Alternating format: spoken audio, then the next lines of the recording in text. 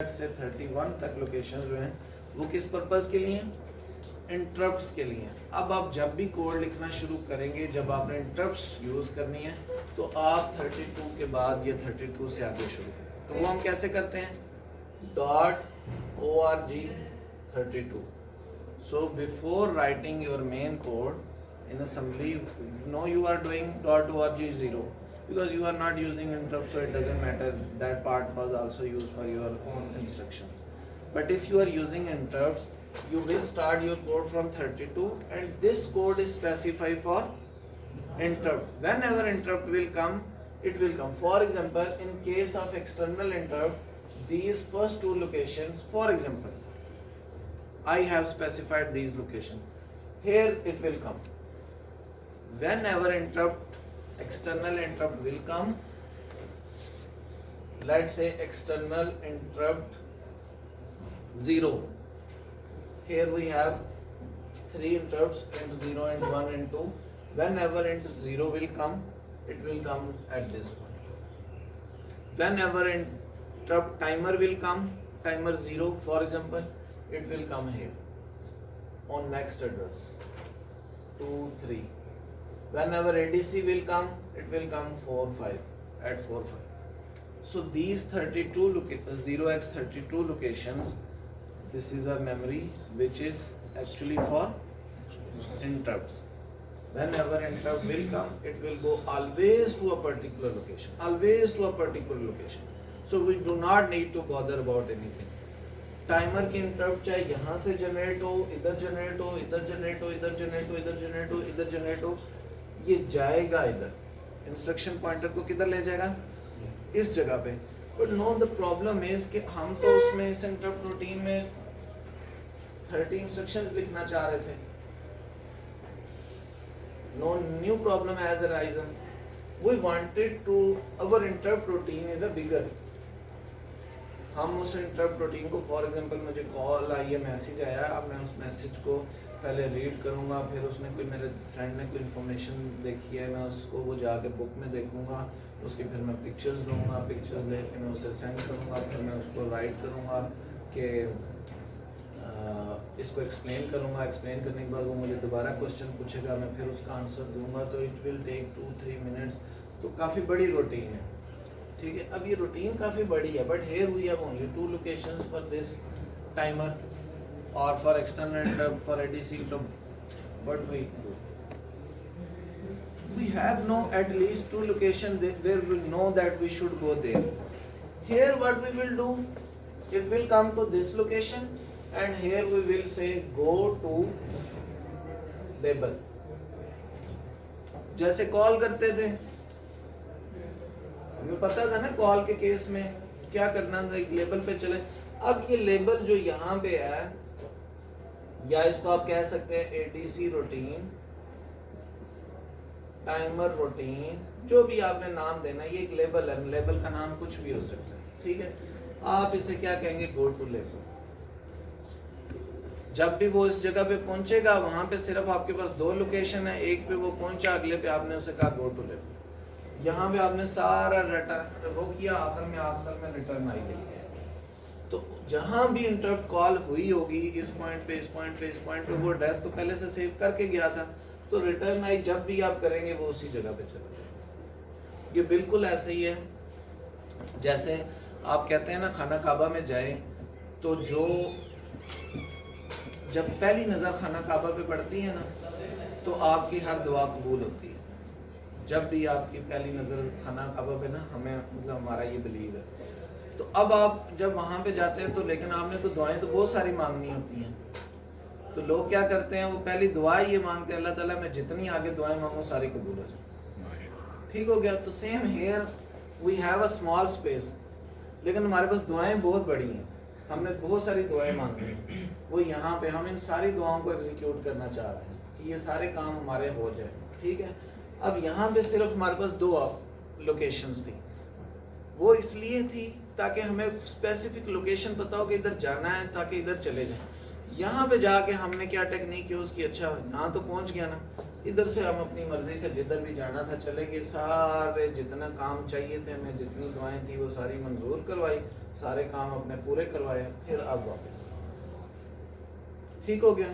तो हमारे पास ये, अगर आप असेंबली में करेंगे तो आप क्या करेंगे, वो ऑटोमेटिकली इसके पास इधर लोकेशन पे जाएगा, आपको उस एड्रेस पे जाना पड़ेगा। लेकिन सी में आपके पास इंटरप्ट सर्विस रूटीन फंक्शंस का अगर आप नाम ये रखेंगे, इंटरप्ट सर्विस रूटीन टाइमर 0, तो वो जब भी इस रूटीन पे जब भी इंटरप्ट आएगी तो ऑटोमेटिकली इस फंक्शन पे चला जाएगा। ठीक हो गया, वहाँ से वो फिर रिटर्न ये हो जाएगा। तो सी में आपको ऑलरेडी स्पेसिफिक, आप उसे लेबल तो नहीं कह सकते, फंक्शंस नेम दिए गए। आपने जब भी वो इंटरप्ट पर्टिकुलर यूज़ करनी है तो वो उसका नाम यूज़ करना है।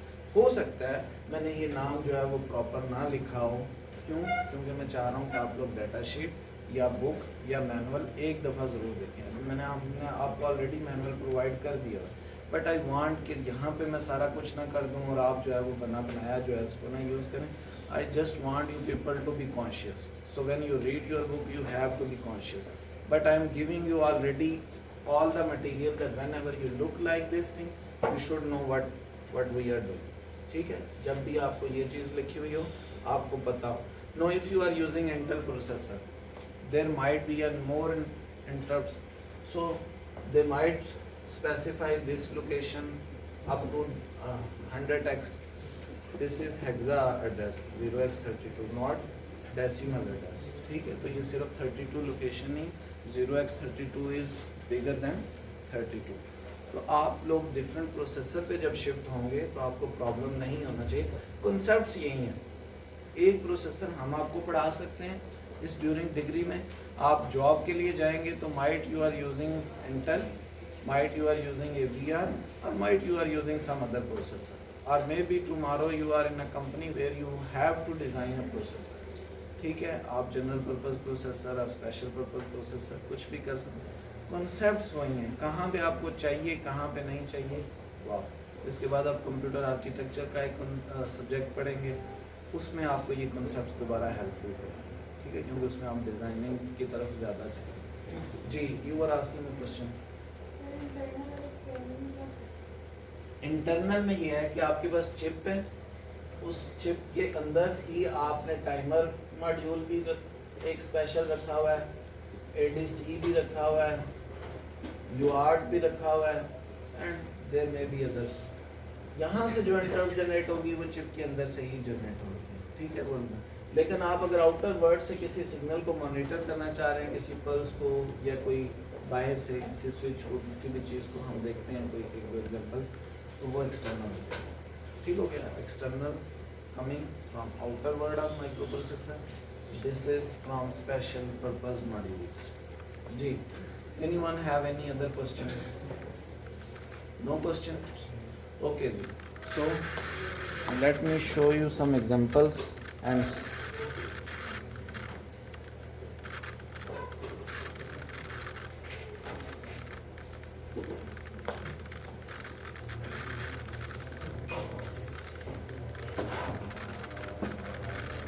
we have already understood this topic, but we are some things are remain and other we will do some example.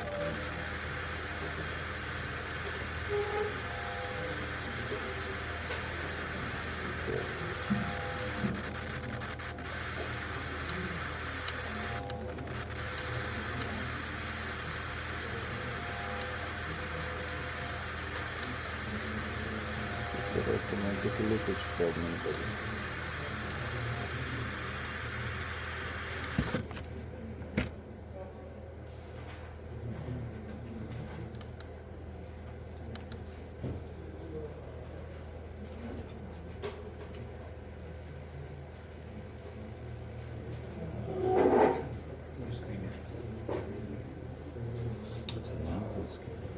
Okay ji, polling versus interrupt you have understood, then we need an interrupt unit। आपके पास एक proper interrupt unit है, फिर उसके साथ आप timer को ADC को उन सबको इंटीग्रेट करते हैं। फिर उनके स्पेशल पर्पस रजिस्टर्स भी होने चाहिए जिसमें आप टाइमर की इंटरप्ट कॉन्फ़िगर कर सकें, ADC की इंटरप्ट कॉन्फ़िगर कर सकें, ये उससे रिलेटेड चीज़ों में। फिर उसके बाद edge trigger versus steps in executing interrupt. मैंने आपको बताया कौन से स्टेप्स हैं। इसकी अपनी मेमोरी होगी, उसके बाद वहाँ जाएगा और वहाँ से जो है उसके बाद जो है गो टू से वेरी गुड, ठीक है, उसकी अपनी मेमोरी है, it will go to that point, then from there we will execute some interrupt, then we use it return interrupt। उसने वो प्रोसेसर का एड्रेस जो है IP का एड्रेस सॉरी जो है वो सेव किया होता है स्टैक में, वहाँ से फिर वो उसको दोबारा से स्टैक से पिक करके इंस्ट्रक्शन पॉइंटर में डालता है, ठीक है। तो these are the steps उसके दरमियान में आप अपनी जुड़ी। और एक्सटर्नल इंटरप्ट्स एज ट्रिगर हो सकता है, लेवल हो सकता है, we have talk these thing. Timer interrupt, अगर आप टाइमर यूज कर रहे हैं उसको हमने डिस्कस कर लिया। इंटरप्ट प्रायोरिटी क्या होगा, कौन सी इंटरप्ट पहले प्रिपेयर, अगर एक साथ दो आ रहे हैं तो कौन सा पहले। If two interrupts are generated at the same time, what should be the priority? कौन सी जो है इंटरप्ट को हमें पहले प्रोसेस करना है। एक्सटर्नल इंटरप्ट भी एट द सेम टाइम आ गई और टाइमर इंटरप्ट भी सेम टाइम आ गई। अब हमने क्या करना, तो आपके पास एक डिफरेंट प्रोसेसर्स में हर कोई अपना प्रोसेसर के मुताबिक आपको इंस्ट्रक्शंस बता देगा कि इसमें अगर आपने इसको प्रायोरिटी रखनी है तो क्या हो। तो definitely you will be have a some table जो आप सिंपली उसको रीड करेंगे और उसको कॉन्फ़िगर कर लेंगे। रजिस्टर में आपने एक वैल्यूज डालनी है, वो ऑटोमेटिकली काम करेगा। इंटरप्ट इनसाइड एंड इंटरप्ट, ये क्या हो, इस तरह loop inside loop. Very good, that's we have done in loop, loop inside loop. इस तरह इंटरप्ट लाइक आई और उस इंटरप्ट के बाद फिर दूसरी इंटरप्ट आ सकती है, ठीक हो गया।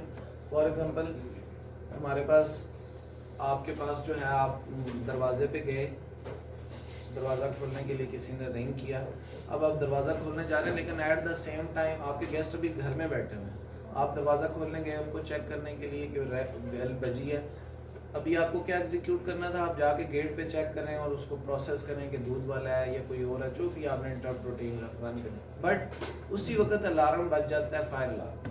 अब क्या करेंगे, अब आप पहले गेस्ट को बाहर निकालेंगे, ना कि उस दोस्त से वहाँ पे खड़े होकर गप्पे मारते रहें, ठीक है। अब आपने सबसे पहले खुद भी बाहर निकलना है, उस दोस्त को भी कहना जाओ और घर से भी उसमें, ठीक है। आपने फायर अलार्म के बाद आपने कॉल करनी है, वो कॉल सारे वो गाड़ियाँ आएंगी, जो भी है इमरजेंसी, आपने सारा उस प्रोसेस को रन करना है और फिर उसके बाद अब आप कोई और काम करना है। So you got the point. Interrupt internal interrupt भी हो सकती है। Task switching and resource conflict, ये क्या है,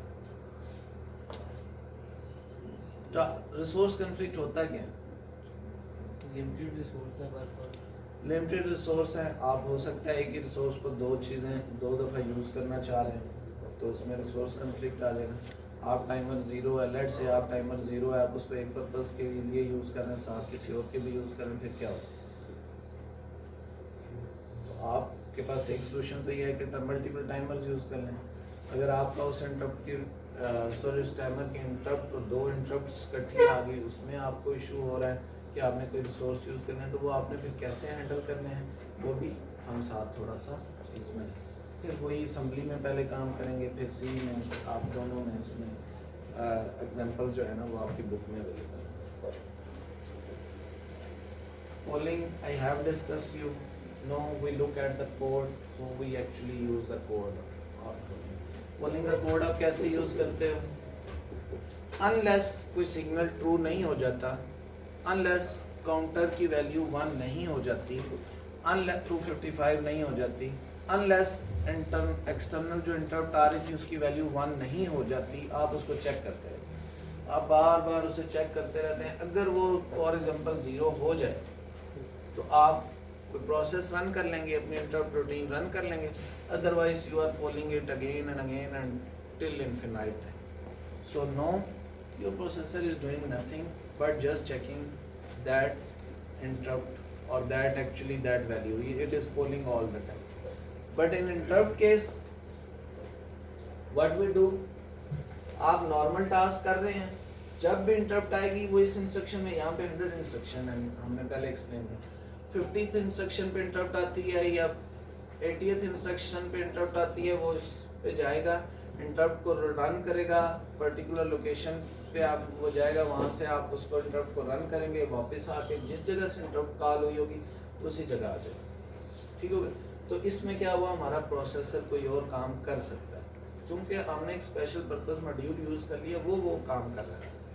ठीक हो गया। तो उसके बाद आपका वो एफिशिएंट है, हैज़ प्रायोरिटी, कैन बी मास, तो उसको आप मास भी कर सकते हैं प्रायोरिटी के साथ। नेक्स्ट इंटरप्ट यूनिट, जो हमने चीज़ें बात की हैं वही सारा फिर यहाँ पे आपके पास आ गया कि आपके पास पहले सीपीयू था, उसमें रैम थी, अब ये टाइमर्स थे, पोर्ट्स था, अब आपने एक इंटरप्ट यूनिट एक साथ और लगा दिया। क्यों? क्योंकि ये टाइमर वर्क तो कर रहा है लेकिन हम चाहते हैं इसको हम हर वक्त चेक ना करें, ये इंटरप्ट मॉड्यूल इसे चेक कर ले। जब भी इंटरप्ट ये कंप्लीट करेगा, ये इंटरप्ट मॉड्यूल यहाँ से हमने इस सीपीयू को एक पर्टिकुलर उसका आर्किटेक्चर हम इस तरह से डिज़ाइन करेंगे कि उसकी प्रोसेसिंग को रोक के पहले हमारी, और वो क्या है, वो वही है कि वो एक पर्टिकुलर डेस्क पे जाएगा, वहाँ से अगर हमने कोई इंटरप्ट रूटीन को मज़ीद रन करना है और रन करके वापस, तो इंटरप्ट यूनिट का ये काम है।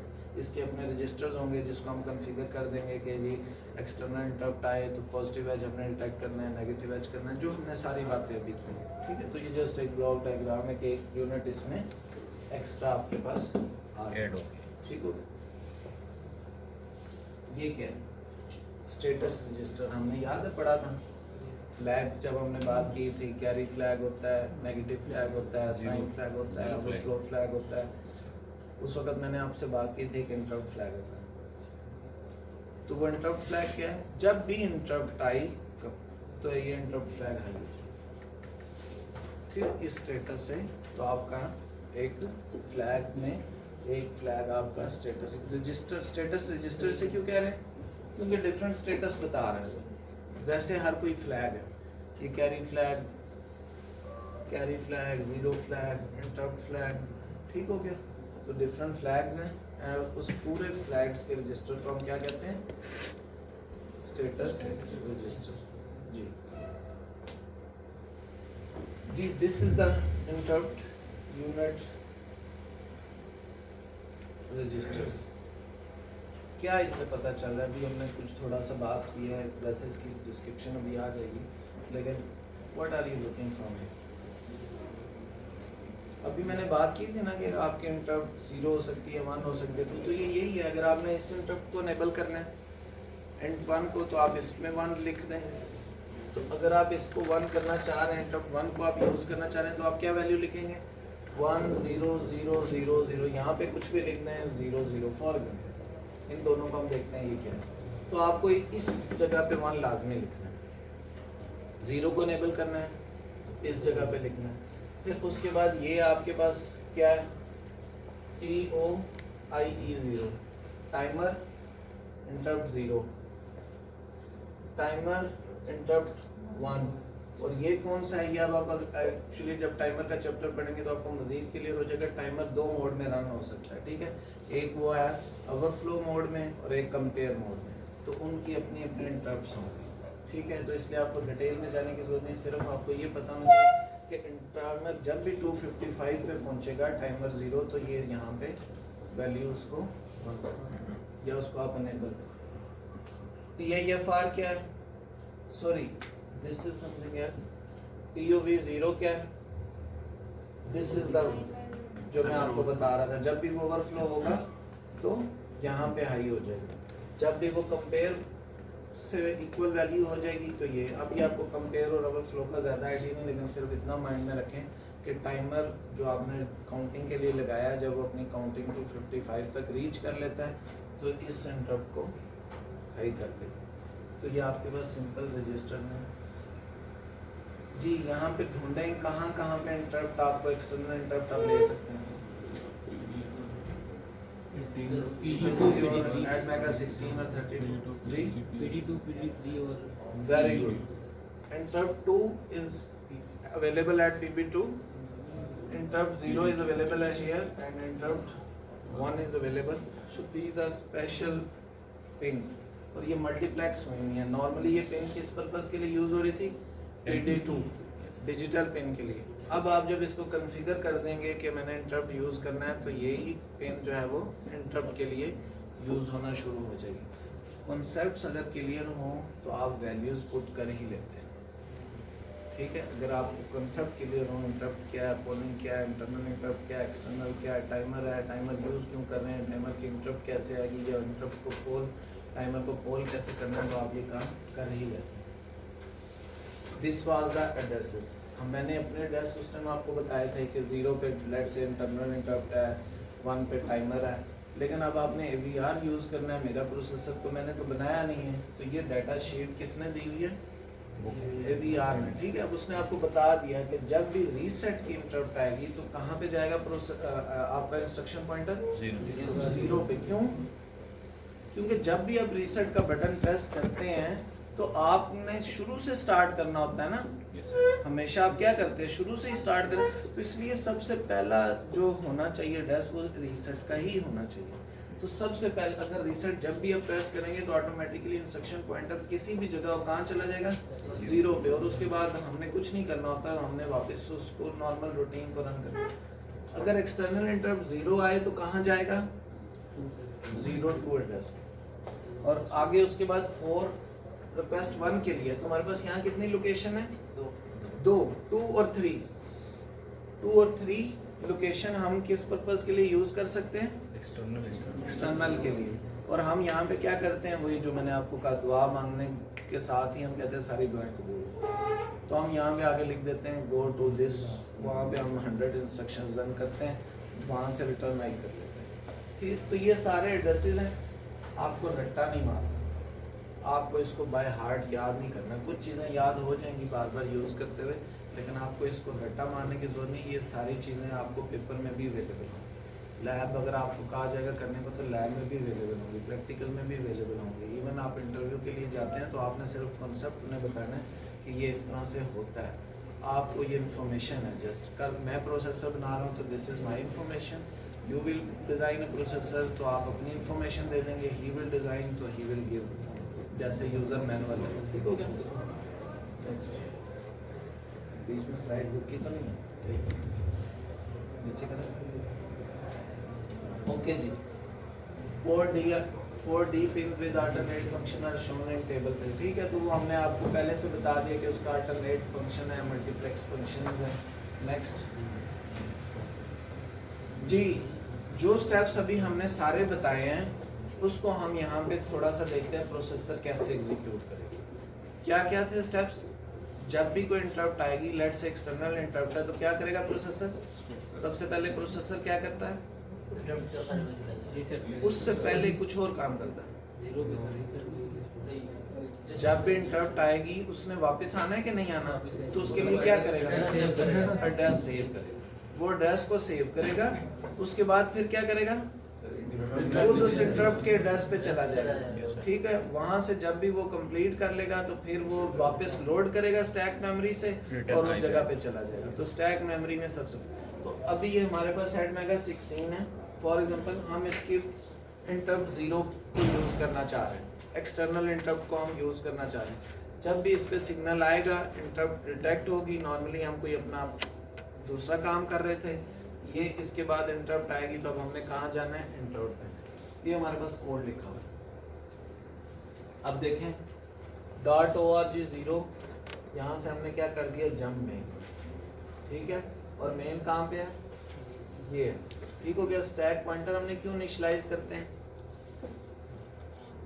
Y we initialise stack pointer, stack memory का एड्रेस बताते हैं कि स्टैक पॉइंटर यहाँ से स्टार्ट हो, और स्टैक पॉइंटर किन किन इंस्ट्रक्शन में यूज हो रहा होता है, पुश में, पुल में, कॉल में, रिटर्न में, और इसमें भी तो यूज हो रहा है ना।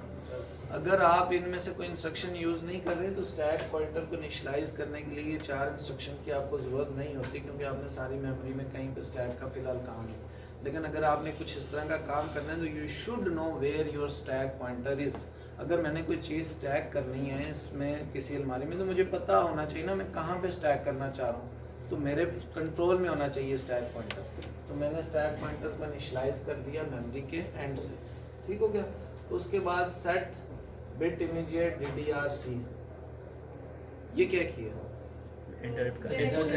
डायरेक्शन सेट की है मैंने, और ये कौन सी इंस्ट्रक्शन मैंने यूज की है, सिंगल बिट, जो कि सिंगल बिट मैनिपुलेट कर रही है, ठीक है। तो DDRC की 3rd बिट को इसने क्या कर दिया, 1 कर दिया, आउटपुट बना दिया ना, तो मैंने DDRC की इस बिट को आउटपुट बना दिया। कमेंट आप हमेशा कोड के आखिर में क्यों लिखते हैं? ताकि आप कल को एक माह बाद भी यूज़ करें या आपका कोड कोई और यूज़ करे तो उसके लिए इजी टू रीड हो या आपके लिए खुद भी अंडरस्टैंडेबल हो। जो आज आपने काम किया, जब आप 2 साल बाद इंटरव्यू देने जाएं तो आप जस्ट कोड को देखें तो आपको समझ आना शुरू हो। Set bit immediate port D 2, तो पोर्ट D की सेकंड पिन पे आपने क्या कर दिया, 1 भेजा है, जिसकी वजह से वो पुल अप एक्टिवेट हो। लोड इमीडिएट R20 में आपने क्या लोड किया? This instruction is important because this is a new format. क्या किया? LDI R21 शिफ्ट इनटू 0 में।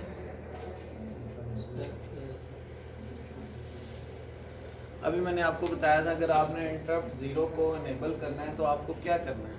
सर मैं मल्टीप्लेक्सर यूज वो एक रजिस्टर अभी बैक कर 0 के साथ 0 को 1 करते हैं।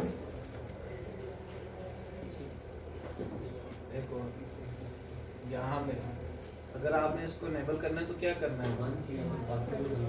यहाँ पे आपने 1 करना है ना। इसका एड्रेस कौन सा है?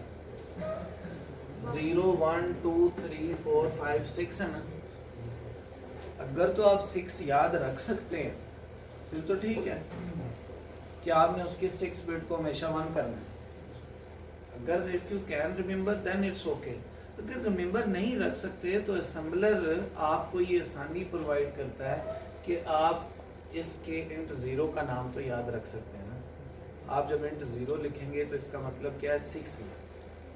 ठीक हो गया। अब उस इंस्ट्रक्शन पे तो आपने आपने यहाँ पे लिखना क्या था? वैल्यू 0 1 0 0 0 0 फॉर एग्जाम्पल ये वैल्यू लिखनी थी। अब एक तो तरीका यह है मैं ये लिखूं 0 1 0 0 0। दूसरा तरीका क्या है कि मैं 1 शिफ्ट 6 टाइम करूं। तो जब मैं 1 को 6 टाइम शिफ्ट करूंगा तो वो क्या हो जाएगा? 1 शिफ्ट होके 0 1 0 0 0 ही बनेगा ना। ठीक हो गया। अब 6 भी मैंने याद नहीं रखना चाहता तो मैं उसकी जगह क्या लिख दूंगा? एड्रेस। You got. अब इस तरह की इंस्ट्रक्शन आपके बार बार यूज होंगे। जितने भी अब आप आगे कोड्स पढ़ेंगे उन सब में यूज होगा तो आपको उससे परेशान नहीं होना। ठीक है। अगर आप डायरेक्ट वैल्यू याद है तो लिख दें, अगर नहीं याद तो उसमें तो हमने यहाँ पे क्या किया। और आपको ये बात पता है कि हम जब भी किसी रजिस्टर में वैल्यू पुट करते हैं जो कि इमीडिएट वैल्यू, तो वो डायरेक्ट उसमें नहीं जाती। पहले हम किसी रजिस्टर में लोड करते हैं, वहाँ से उसे लोड। तो हमने क्या किया? 1 शिफ्ट इंटू 0 की क्या वैल्यू थी? 6। तो ये 1 को कितनी दफा शिफ्ट करेगा? 6। तो वैल्यू क्या बन जाएगी? 0 1 0 0 0 0। उस वैल्यू को इसने लोड किया R20 में। अब R20 को हमने GICR global interrupt control module जो है उसमें लोड कर दिया। हमने उसको इनेबल कर दिया, एक्सटर्नल इंटरप्ट 0 को इनेबल कर दिया। अब जब भी उस पर इंटरप्ट आएगी तो इंटरप्ट मॉड्यूल भी काम करेगा और उसको डिटेक्ट भी करेगा और फिर वो सारा प्रोसेस रिपीट करेगा कि आपका इंस्ट्रक्शन पॉइंटर को सेव करेगा, इंटरप्ट रूटीन पे जाएगा, वहाँ से वापस आने वाला। ठीक हो गया। उसके बाद सेट, ये हम इनेबल इंटरप्ट क्या करते हैं? Set interrupt enable. ये आपके ग्लोबल इंटरप्ट, जब भी आपने इंटरप्ट का मॉड्यूल यूज करना है, ये आपने इंटरप्ट 0 को इनेबल किया, लेकिन इंटरप्ट मॉड्यूल को इनेबल करने के लिए आपने ये लिखा। ठीक हो गया।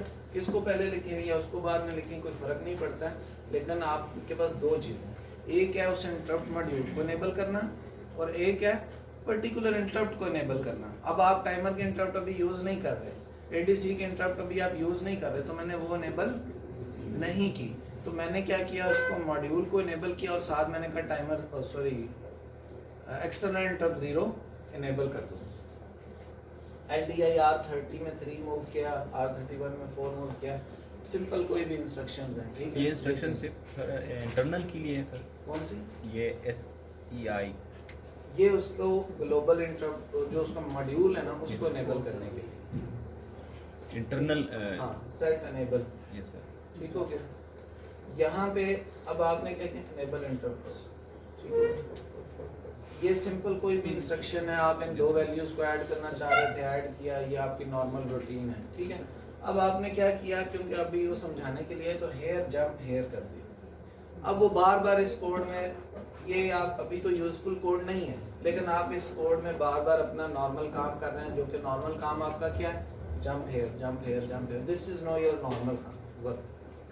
वैसे इसका कोई बेनिफिट अभी फिलहाल नहीं नजर आ रहा, लेकिन अभी हम समझने के लिए काम कर रहे हैं कि ये हमारा नॉर्मल एक काम कर रहा है, ठीक है। आप इसको यूजफुल कर लें। फॉर एग्जांपल आप ये कर सकते थे, जंप हेयर की बजाय आप यहाँ कर लेते, वो बार बार इसको ऐड करता, कोई इनपुट लेता उनको ऐड करता, 2 इनपुट्स लेता है उन दोनों को ऐड करता, आउटपुट पे भेजता है, इनपुट लेता ऐड करता, तो ये आप, लेकिन अभी हम सिंपली हमने क्या किया इसको, अब कब इंटरप्ट आएगी वी डोंट नो, लेकिन जब भी इंटरप्ट आएगी तो क्या करेगा, वो उस एड्रेस पे जाएगा और वहां से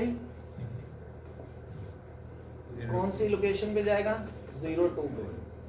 जब भी इंटरप्ट आएगी तो उसने कहाँ जाना है, इंटरप्ट 0 के लिए 02 पे, तो उसने यहाँ आ जाना, क्योंकि यहाँ से हम पहले मेन पे चले गए। इधर आया तो मैंने आपको कहा कि 2 एड्रेस हमारे पास हैं, तो यहाँ पे हमने क्या कर लिया, जंप, ये एक लेबल है, एक्सटर्नल इंटरप्ट ISR में इंटरप्ट सर्विस रूटीन, ठीक है।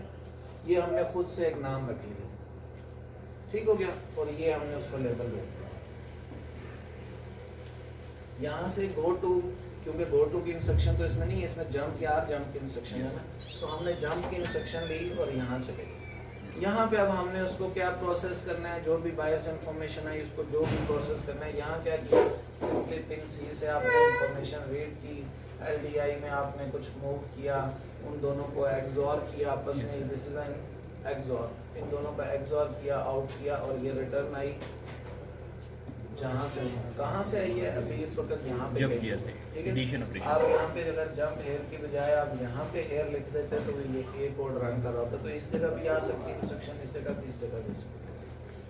गॉट द पॉइंट, ठीक है। और जब अब यहाँ पे जब आएगी तो वो सेव करेगा नेक्स्ट एड्रेस को, तो इस एड्रेस को सेव करेगा, यहाँ से इधर जाएगा, इधर से वापस आएगा, इस सारे को रन करेगा, जैसे ही रिटर्न आएगी तो वापस ये लोड कर देगा। रन करें, ठीक हो गया। पहले इधर आया, ये कोडा को इंटरप्ट आ गया, एक्सटर्नल इंटरप्ट का सिग्नल है, तो इसने ये एड्रेस को स्टैक पॉइंटर में जहाँ पे भी था उसने लोड कर दिया। प्रोग्राम काउंटर की वैल्यू 2 होगी, क्यों, क्योंकि इधर यहाँ से वापस इधर आया, रन कर रहा है, रिटर्न, ठीक हो गया। अब रिटर्न आई से जैसे ही आपका इससे अगली इंस्ट्रक्शन होगी तो वो क्या होगी, क्योंकि यहाँ पे इनेबल होगी इंटरप्ट, अब इंटरप्ट यहाँ पे आएगी, यहाँ भी आ सकती है, यहाँ भी आ सकती है, इसके दरम्यान में भी आ सकती है, ठीक है। तो एग्जांपल के लिए हमने ज्यूम किया कि वो इस जगह पे आई है, अब ये एड्रेस जो है उसने सेव किया था जी, नेक्स्ट, ठीक हो गया। तो वो वापस, ये वही चीज़ें जो मैंने आपको बताया कि एक्सटर्नल इंटरप्ट आप अगर लेवल लोड डिटेक्ट करना चाह रहे हैं, राइजिंग एज या एजेस डिटेक्ट करना चाह रहे हैं, तो आपने सिंपली इसको कॉन्फ़िगर करना है, और ये वैल्यू आपको चाहिए ISC 00 और ISC 01, इसमें ये टेबल देते हैं। और ये किस रजिस्टर में पड़ी हुई है, MCUCR।